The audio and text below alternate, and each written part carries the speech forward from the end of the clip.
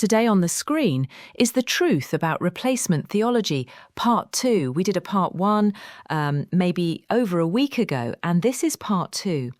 And the subtitle is A Hidden People Revealed. A Hidden People Revealed. And I hope that today's lesson is going to be informative. And again, the reason we're doing this lesson is, even though the first lesson warranted a part 2, but the reason we're doing this lesson is to clarify our position that we are not saying that the people that are calling themselves Jews today are the Israelites. We're not saying that, nor are we supporting that view. But it was necessary to do that first lesson to prove that God did not renege on his promise that he made to Israel. He did not cast them away and forsake them and replace them with the Christian church or with any other people. All right, and so that's the purpose of today's lesson. So let us look at some scriptures. Let us look at some scriptures today, because the upper purpose is to identify who the people of God are in the last days. Who are they? And I'm sure that by now, as you've seen the screen, that you might have an idea. Right, well, we always have to do this because we're going to use some images that are not ours, and we don't want to get a strike from YouTube. So under Section 107 of the Copyright Act in 1976, allowance is made for fair use for the purpose, such as criticisms, comment, news reporting, teaching, scholarship and research. Fair use is a use permitted by copyright statutes that might otherwise be infringing non-profit, educational or personal use. Tips the balance in favour of fair use. All rights and credits go directly to its rightful owners. No copyright infringement intended. All right, and with that said, let us jump right into the scriptures. You know, the scripture says that we should be people of what? Of prophecy. Right? We should be people of prophecy. And Ecclesiasticus 39 and verse 1, this is in the Apocrypha. And by the way, yes, we do accept the Apocrypha as scriptures. It says that he that giveth his mind to the law of the Most High, which is what we are doing, is occupied in the meditation thereof, and will seek out wisdom of the ancient of all the ancient, and be occupied in prophecies. Okay, and this is how we can tell that what we believe is true based on the prophecies. It is based on the prophecies that we can determine where we are in time. It is based on the prophecies that we can tell who the people are in the last days, because the Lord did say he would scatter Israel, right, amongst the nations, and he did also say that the prophecies will identify who Israel is. It's not DNA. We talked about that before, that there is no pure blood Israelite DNA. It does not exist. It never was intended. Right. The Israelites are a people not because of DNA, not because of pure bloodline DNA. That's not how you identify them. And so what has been done today is that they are taking the Ish people, let me say the Ish people, they're taking their DNA and are trying to match their DNA with everybody else for you to prove who is an Israelite based on the DNA of the people that they claim are the Israelites today.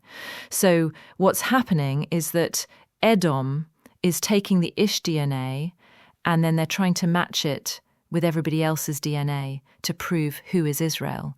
Well, the other people will never prove to be Israel if that's what you're doing, because you're taking Ish DNA, and you never, ever, ever took the DNA of Abraham or of Jacob and match it with the people who you claim are the Jews today. To prove that they are Jews, this is the only way you can establish who the people are by DNA, is if you find Jacob's body, take his DNA, and then find some modern people and match his DNA with it, because that's the only way DNA works. You have to have the one to match with the other, and they have not done that. That was never, ever done.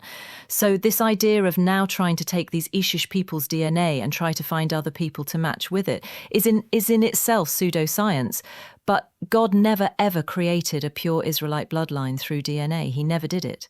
How do we know? Because Jacob is the first Israelite and his wives were not Israelites. Because he is the first Israelite, so his children were not purebred Israelites because of DNA.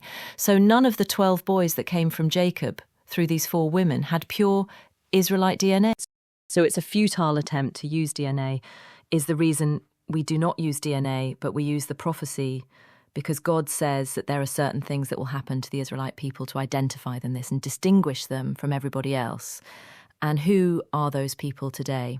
And we're going to read a few scriptures to identify who those people are today and to refute replacement theology, which is the theology that says God has cast off Israel and has taken on everybody else who believes, and that God has given all the promises that he made to the Israelite people as a nation to the Christian church. That doctrine is false, and that was designed to hide who the real Israelites are.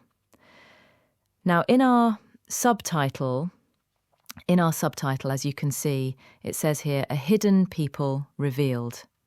A hidden people revealed. Why does it say a hidden people? Why? We're going to look at this scripture. Let me just grab one of these pages and we're going to go to Psalm 83. Psalm 83 and verse 2 says, "For lo, thine enemies have made a tumult, whose enemies, God's enemies, have made a tumult. And they that hateth thee has lifted up the head. They have taken crafty counsel against thy people, and consulted against thy hidden ones. But there are a people who belongs to the Lord, who are hidden. And there are some other people who took a crafty counsel against those people, and they said, Come, let us cut them off from being a nation, that the name of Israel should no more be in remembrance." And it's not talking about in the remembrance of everybody else, but in the remembrance of the Israelites. They said, let's cut them off so that they will not remember that they are Israel. For they have consulted together with one consent, and they are confederate against thee. Who are the people that are confederate against the Lord to do this thing to his people? The tabernacles of Edom is the first one. The Edomites. Who are the Edomites today? The Caucasian people, the white people, that's Edom. And then the Ishmaelites, who are the Ishmaelites, the Arab people. And of Moab, who are the Moabites, the Chinese.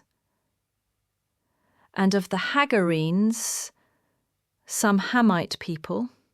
And of Gebal, some more Hamite people, and of Ammon, who is Ammon the Japanese, and of Amalek, who is Amalek, the head nation of Edom is Amalek, and them Palestinians with the inhabitants of Tyre.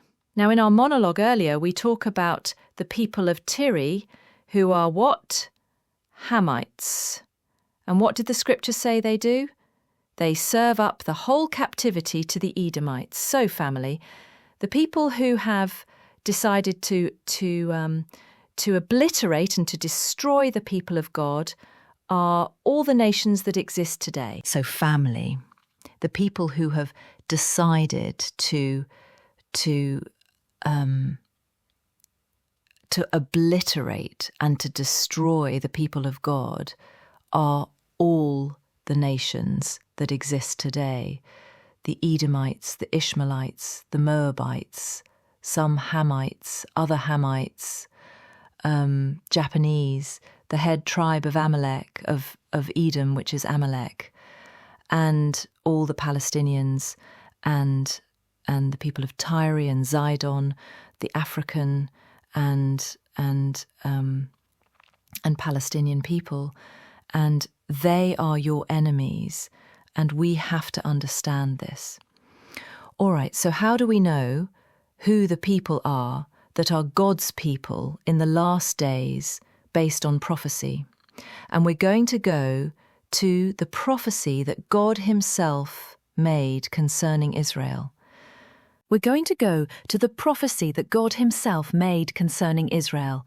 This is Israel, when God first took Israel out of the land of Egypt. Deuteronomy 1 and verse 1.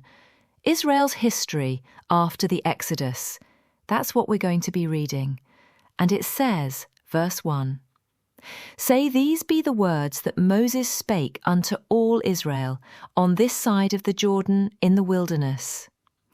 So, Everything that we're going to read here in the book of Deuteronomy was spoken to the children of Israel in the wilderness on the other side of the Jordan before they cross over. So they just left Egypt and they're in the wilderness. And God is saying all these things to them. And we're going to go to chapter 28, which is where the prophecy is.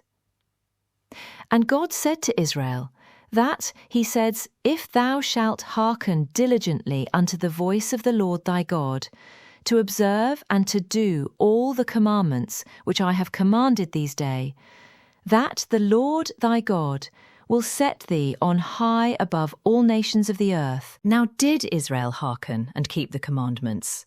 No.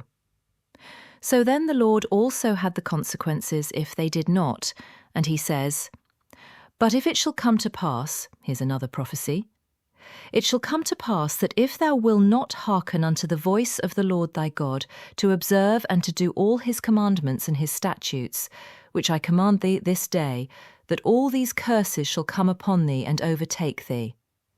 This is a prophecy, and God laid out all the curses, all the curses. Now, if we want to know who Israel is, we have to find the people that fit all these curses, not just one, all the curses. And we're going to read a few of these curses, and we're going to ask ourselves the question. We're going to read the main one, and we're going to ask ourselves the question, which people fit these curses? So let's go to verse 46, and it says, let's go to verse 45. And moreover, all these curses shall come upon thee, and shall pursue thee and overtake thee, till thou be destroyed, because thou hearken not unto the voice of the Lord thy God, to keep his commandment and his statute which I command thee. And it says, and they, what is the they? The curses shall be upon thee for a sign and for a wonder, and upon thy seed forever. Verse 48, therefore shalt thou serve thine enemies, which the Lord shall send against thee in hunger, and in thirst, and in nakedness, and in want of all things. And he shall put a yoke of iron upon thy neck, until he have destroyed thee. So the enemy shall take the Israelites in hunger, and in thirst, and in nakedness, and he shall put a yoke of iron upon their necks. And the question we've always asked here is, show me a people that were taken by their enemies, the whole nation of them, and yoke of iron were placed upon their necks. So we have the famous yoke of iron search that we always do, and I did it earlier today. Okay, the yoke of iron. And here's a depiction of the yoke of iron. And as you can see, the person depicts and represents the people that this occurred to. Another yoke of iron is this one. This is an actual photograph that was taken of a slave way back. I think this was done in the 1800s. And this is the yoke of iron that was placed upon this man's neck, and not just him, on many, many thousands of our people, to prevent us from running away. Here's another one. This is an actual photograph. And as you can see, all these people here have yoke of iron upon their necks. And I want you to draw your own conclusion, because if God said this to the Israelites and this happened to these people, then what must these people be? Who must these people be, seeing that this never happened on a large scale and a grand scale to any other people but these here? And I know the question is going to come to the minds to our minds, that why then are the Israelites taken out of Africa? Why were we in Africa? And we were in Africa because we fled out of Jerusalem in AD 70, and we were in exile in Africa. But this is how we came to be coming out of Africa.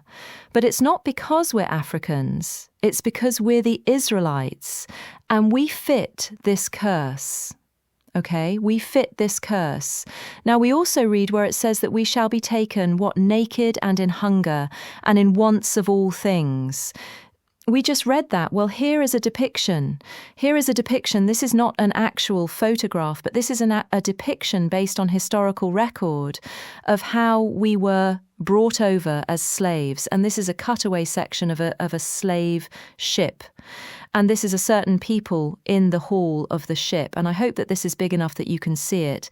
But as you can see that all these people here are naked. These people are naked, and these people are the same people. These here, this here, these here. The same people fulfilling a prophecy that God spoke to the Israelites just immediately after they left Egypt, before they got into the promised land. God says, this is going to happen to you if you do not obey me. So who are the Israelites today? The prophecy points to us, all right? The prophecy points to us.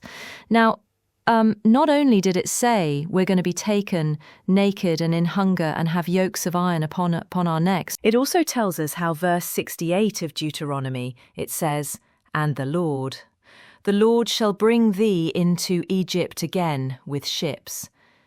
Now remember, they are still in the wilderness, and God is saying that he's going to bring them again into Egypt, but this time it is with ships.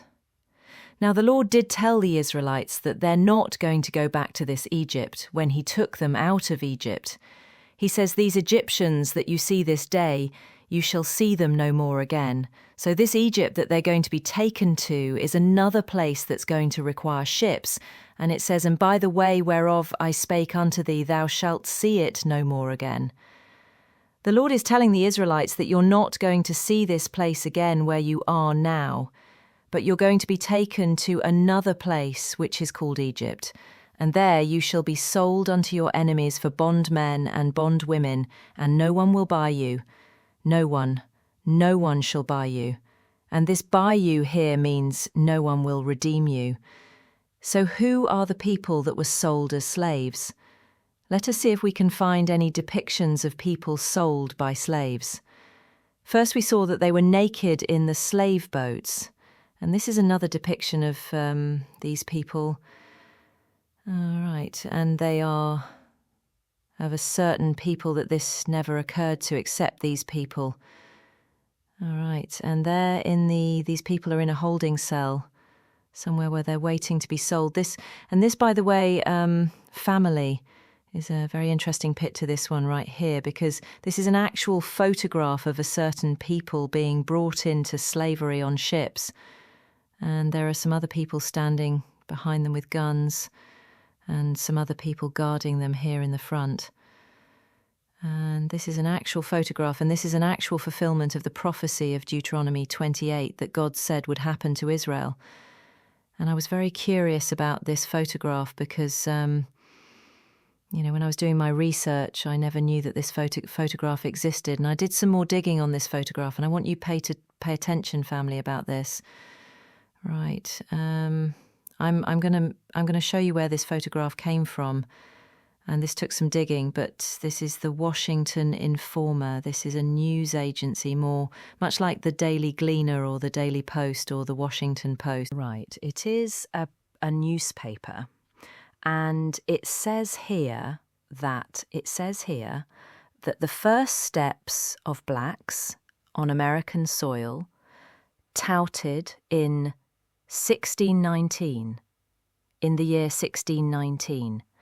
And what is the photograph? This is the photograph, Gran, and it says a representation of Africans on a slave ship bound for America. And this is a courtesy photograph. And when was this article published? We're going to read it. It says 1619 has served as the official, I repeat, the official dates exposed by the US history scholars as the year that the Africans first arrived in America. In America. For centuries, its validity, that is, the accuracy of the date, and the reason behind the journey of the Africans to America, however, has not enjoyed an unanimous agreement, particularly among black scholars. So a lot of black people say, "Oh, we don't use that date. We don't think that that's the date." Right. But the United States government is saying that this is the date, this is the year. In 1619 is the year when the first slave ship arrived in America with black people. The article goes on to say, now 400 years later, 400 years later, the DC-based association, what is DC? The District of Columbia, based Association for the Studies of African Life and History has launched its first public event in a year-long commemoration of the fourth migration of Africans to James Town. It says on... Sorry, I lost my screen there for a minute. Let's see if we can go back to it.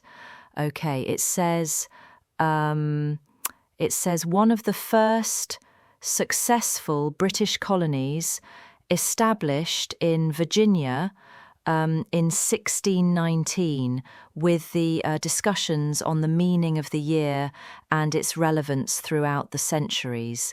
So they continue with the same 400 years of perseverance.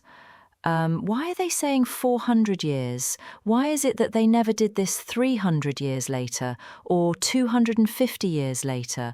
But why did they not wait another 100 years and do the 500 years? Why?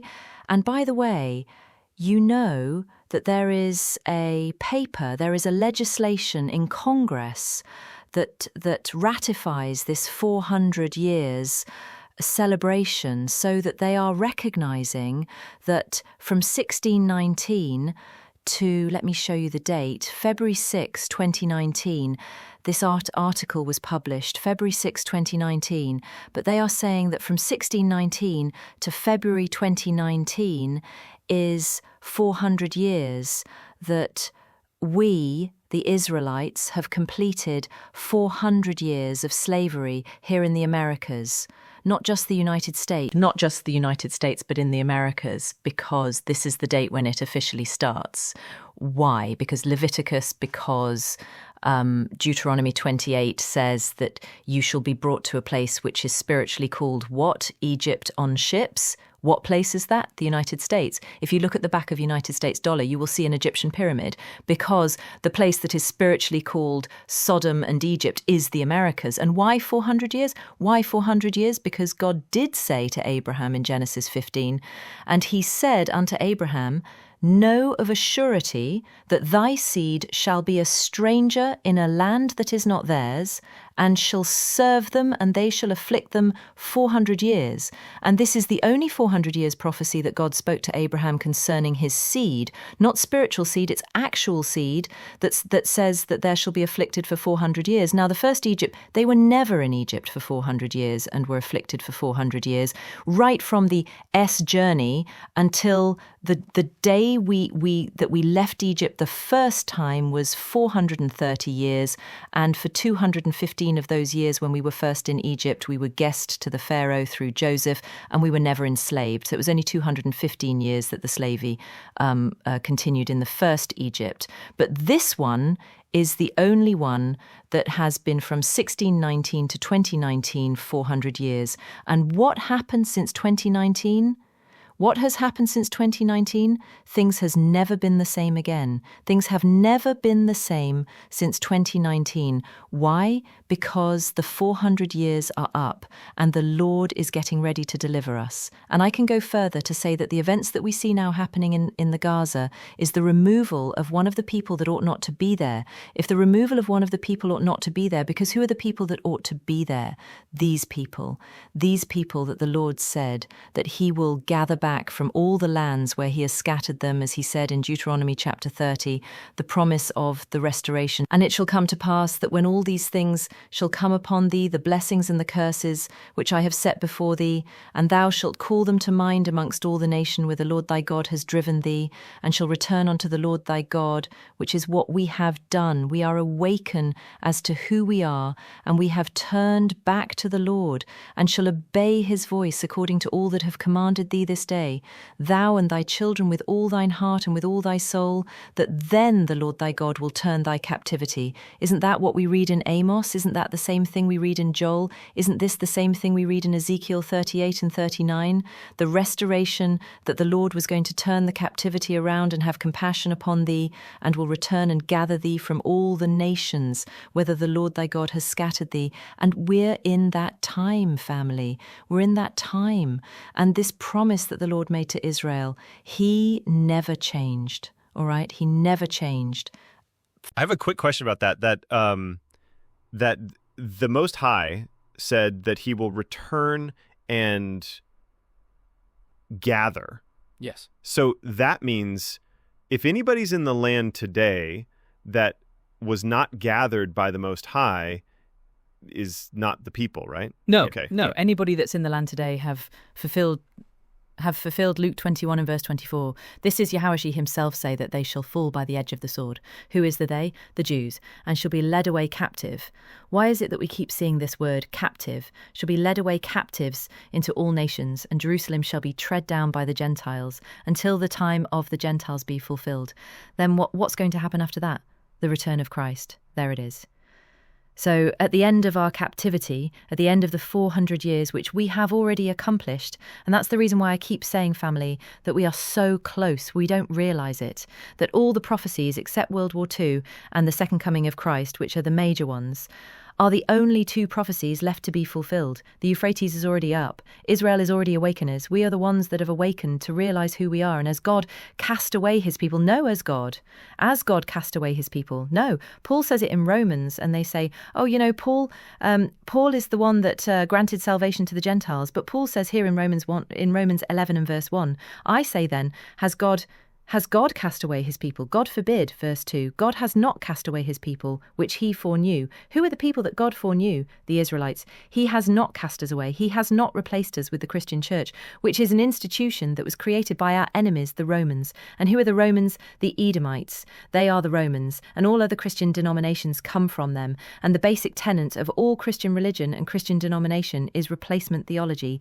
Every single Christian denomination believes and teaches that God has cast away Israel and has replaced Israel with the Christian church. Where did that come from? We did. That said the last time. It came from the Romans, not Paul, because God said, I will not alter the things that have come out of my mouth, and I will not break the covenants that I made. So God's people are the hidden ones. We are the hidden ones. We are true Israel that God did not cast away. We are the true Israelites that God is coming back to save and to bring us back to the land which he gave to Abraham and to Isaac and to Jacob, and to establish his eternal covenant with us, the new covenant that he promised, and to grant us the kingdom forever and ever. All right, and that's the lesson for today, family. I hope that we have gained a good understanding, and I hope that this lesson has been edifying to us today, and we will continue to do these studies and to break down the strongholds of the Christian church and to wake up our people, because our salvation is nearer than when we first believed.